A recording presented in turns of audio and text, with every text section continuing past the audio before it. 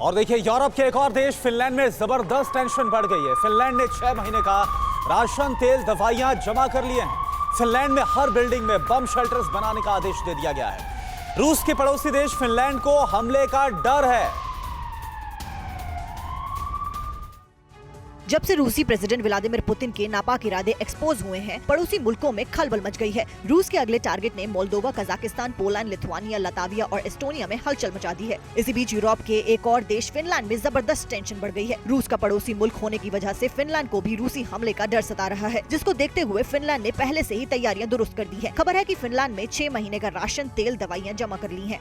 Finland में war alert. Finland में 6 महीने का राशन जमा किया, 6 महीने का फ्यूल और दवाइयां स्टोर की। फार्मा कंपनियों को 3 से 10 महीने का स्टॉक रखने का ऑर्डर। हर बिल्डिंग में बॉम्ब शेल्टर बनाने का ऑर्डर। खाली पार्क में सेफ कैंप बनाने के निर्देश। फिनलैंड की 1/3 एडल्ट वॉरफेयर में ट्रेंड। युद्ध हुआ तो फिनलैंड के पास बड़ी सेना होगी।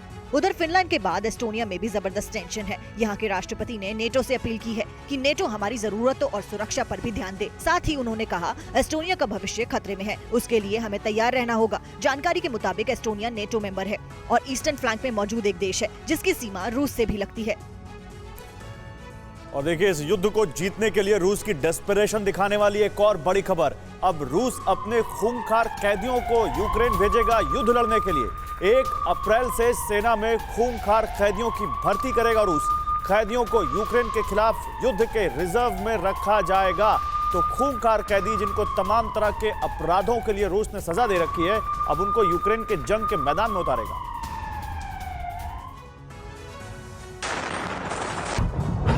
रूसी फौजियों को मौत के मुंह में झोंकने के बाद क्या पुतिन अब रूस की जेल में बंद खूंखार कैदियों को जंग के मुहाने पर भेजने वाले हैं?